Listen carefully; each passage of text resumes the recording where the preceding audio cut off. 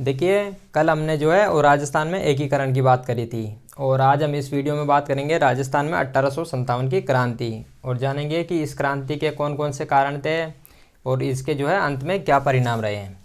जिससे बात करें, जब अंग्रेज आए थे उस समय जो है भारत में मुग़लों का शासन था। उस समय भारत में जो है वो मुग़ल राज करते थे। जब मुग़लों का पतन हो रहा था, जब मुग़लों का जो है वो भारत से प्रभाव समाप्त हो रहा था, तो उस समय भारत में जो है वो दो बड़ी शक्तियाँ उभर कर सामने आ रही थी। एक तरफ थे मराठा, एक तो थे मराठा और दूसरी तरफ थे अंग्रेज। तो जब भारत में मुग़लों का पतन हो रहा था तो उस समय भारत में जो है वो दो बड़ी शक्तियाँ उभर कर सामने आ रही थी। एक थे मराठा और दूसरी तरफ थे अंग्रेज। अंग्रेज इतने सालों से पैसे कमा कमा कर जो है ये पावरफुल हो गए थे। मराठा चाहते थे कि मुग़लों वाली जगह हम लें और अंग्रेज चाहते थे कि मुग़लों वाली जगह अंग्रेज लें। तो इन दोनों के मध्य जो है वो युद्ध होते हैं, मराठे तथा अंग्रेज़ों के बीच में। मराठों तथा अंग्रेज़ों के बीच में जो है वो कुल 3 युद्ध होते हैं, 1775 से 82 और 1803 से 1806 और एक होता है 1817 से 18। ये जो युद्ध हुआ था 1775 से 82 के बीच, ये युद्ध जो है ये ड्रॉ युद्ध हुआ था। ना तो इसमें अंग्रेज जीते थे और ना ही इसमें मराठे हारे थे। तो इन अंग्रेज़ों तथा मराठों के बीच में जो है वो 3 युद्ध होते हैं, 1775 से 82, 1803 से 6 और 1817 से 18।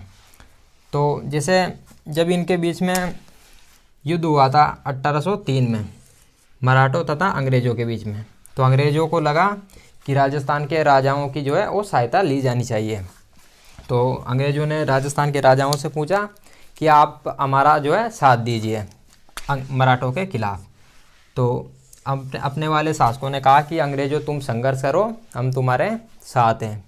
अंग्रेज़ों ने राजस्थान के शासकों के पास जो व्यक्ति भेजा था वो था कर्नल जेम्स टोड, जो बातचीत करने के लिए भेजा था कि आप जो है हमारा साथ दीजिए मराठों के खिलाफ। तो वो व्यक्ति था कर्नल जेम्स टोड।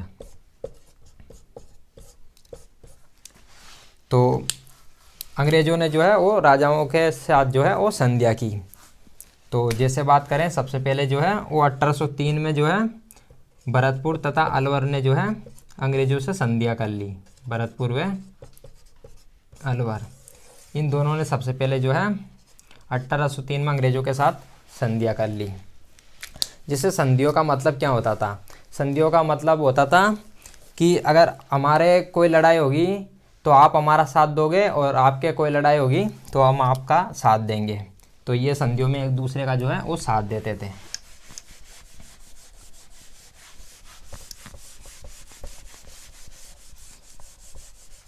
अब जैसे बात करें संधियों की, तो 1803 में जो है वो भरतपुर तथा अलवर जो है संधिया कर लेते हैं अंग्रेज़ों से। इसके बाद बात करें अंग्रेज़ों तथा मराठों के बीच में एक बार फिर से युद्ध होता है 1817-18 में। तो इस बार फिर अंग्रेज़ जो है वो राजस्थान के राजाओं के साथ जो है वो संधिया करते हैं। इस बार जो है वो करौली तथा कोटा जो है संधिया कर लेते हैं, करौली व कोटा। जैसे जब 1803 में अंग्रेज़ों ने जो है राजाओं के साथ संधिया की थी, उस समय जो अंग्रेज़ों का जो गवर्नर जनरल था वो था लॉर्ड वेलेस्ली, और जो प्रतिनिधि था वो था लॉर्ड लेक जो है उस समय 1803 में प्रतिनिधि था अंग्रेज़ों का, जो साइन करवाने के लिए राजाओं के पास जाता था। और जब 1817-18 में करौली कोटा ने संधिया की, तो इस समय जो गवर्नर जनरल था, जो अंग्रेज़ों का सबसे बड़ा अधिकारी था गवर्नर जनरल, वो था लॉर्ड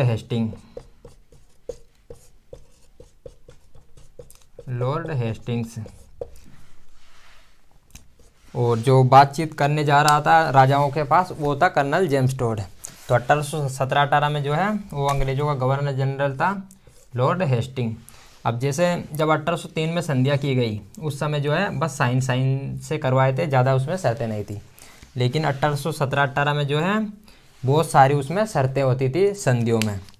तो उन डॉक्यूमेंटों को जो अंग्रेज़ों की तरफ से जो डॉक्यूमेंट लेकर गया था राजाओं के पास, राजस्थान के राजाओं के पास, उस व्यक्ति का नाम था, जो अंग्रेज़ों का प्रतिनिधि था, जो डॉक्यूमेंट लेकर गया था साइन करवाने के लिए, वो था चार्ल्स मेटकॉफ। Charles Metcalfe.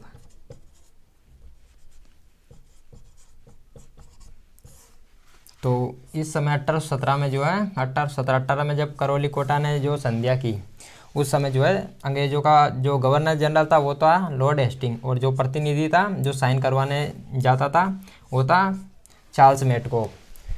बाकी सब रियासतों के साथ जो है वो चार्ल्स मेटकॉफ ने संधिया करवाई, लेकिन जो वागड़ की जो रियासतें थी, डूंगरपुर, बांसवाड़ा, प्रतापगढ़, जो वागड़ की रियासतों के पास जो बंदा साइन करवाने गया था वो था जॉन मेलकम। जॉन मेलकम ये वागड़ की रियासतों के साथ जो है वो संधिया करवाने गया था।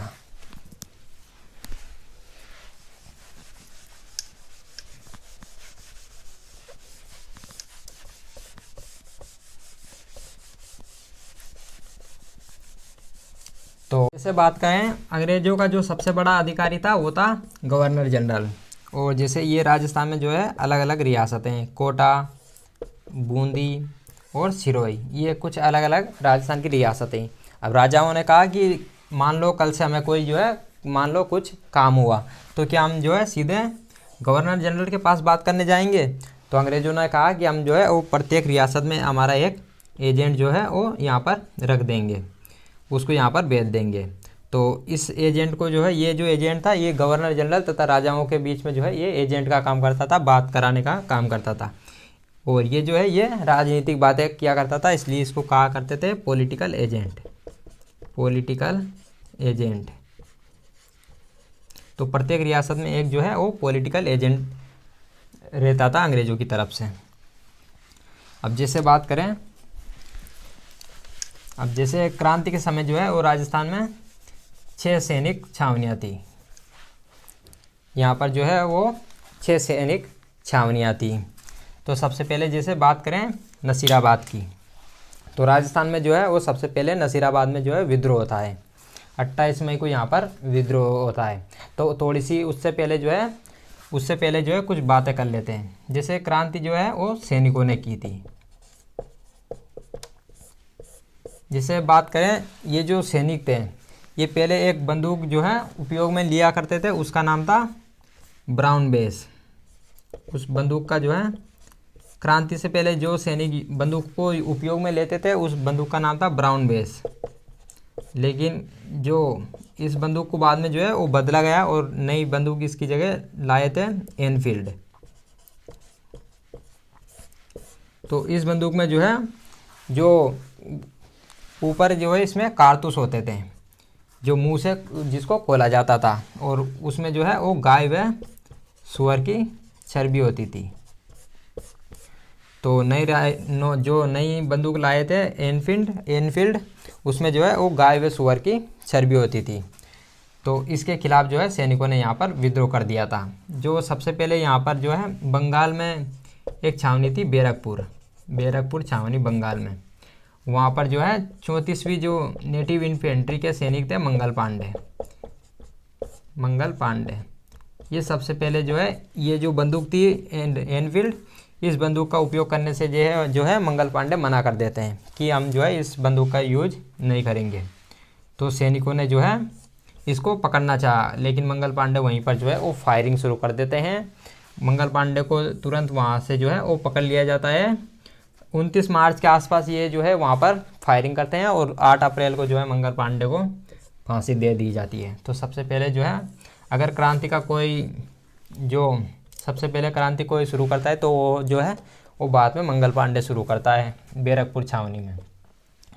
तो जैसे बात करें भारत की, तो भारत में जो है जैसे बात करें 9 मई की, तो 9 मई को जो है यहाँ पर मेरठ में लगभग यहाँ पर 90 सैनिक थे। ये 90 सैनिक भी जो है इन बंदूकों का जो है ये मना कर देते हैं कि हम इनका जो है उपयोग नहीं करेंगे। तो इन सैनिकों को जो है अंग्रेज जो है इनको गिरफ्तार करके जेल में डाल देते हैं। 90 में से जो है वो 85 सैनिकों को जो है वो इन पर मुकदमा चलाया जाता है और इनको 85 सैनिकों को जो है जेल में बंद कर देते हैं। 5 सैनिकों के जो है यहाँ पर 5 सैनिकों के खिलाफ जो है सबूत नहीं मिलते हैं, इसलिए इनको छोड़ देते हैं। 10 मई की बात करें, जैसे ये जो है ये 9 मई को जजमेंट आया था और 9 मई को जो है जजमेंट आया था और इन 50 सैनिकों को जो है अंग्रेज़ जेलों में बंद कर देते हैं। 10 मई को जो है मेरठ में जो सैनिक थे बाकी वो बाज़ार में जो है घूम रहे थे, तो जैसे वहाँ पर जो है ये क्रांति कर देते हैं 10 मई को मेरठ में, और वहाँ से जो है इन बाकी सिपाहियों को भी जो है वो छुड़ा लेते हैं वहाँ से। और तो मेरठ में जो है ये 10 मई को जो है क्रांति कर देते हैं। अब जैसे राजस्थान की बात कर लेते हैं।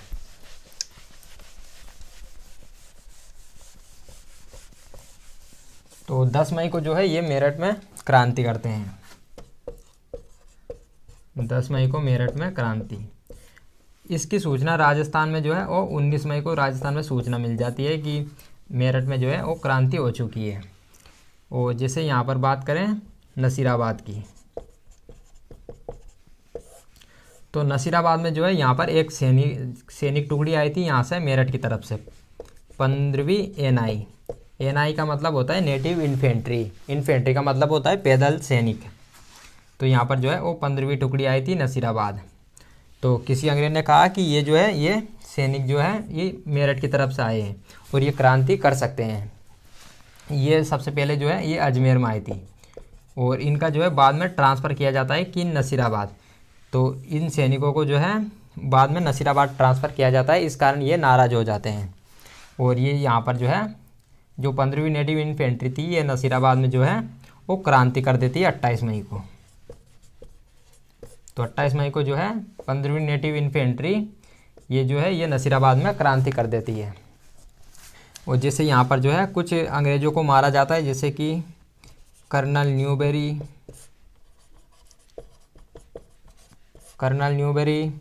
इसके अलावा एक व्यक्ति और थे कैप्टन स्पोटिसवुड, कर्नल न्यूबेरी तथा कैप्टन स्पोटिसवुड को जो है ये मार देते हैं। इसके अलावा जैसे बात करें कैप्टन लेफ्टिनेंट लोग इनको जो है घायल कर देते हैं। और एक व्यक्ति था कर्नल पेनी जो है जब यहाँ से अंग्रेज भागते हैं तो वो जो है वो हृदयाघात से मर जाता है। कर्नल पेनी था कर्नल पेनी वो जो है वो हृदयाघात से मर जाता है, उसको हार्ट अटैक आ जाता है। तो यहाँ पर जो है वो 28 मई को क्रांति कर देते हैं 15वीं नेटिव इन्फेंट्री के सैनिक नसीराबाद में। तो राजस्थान में क्रांति की शुरुआत हो जाती है 28 मई को नसीराबाद से।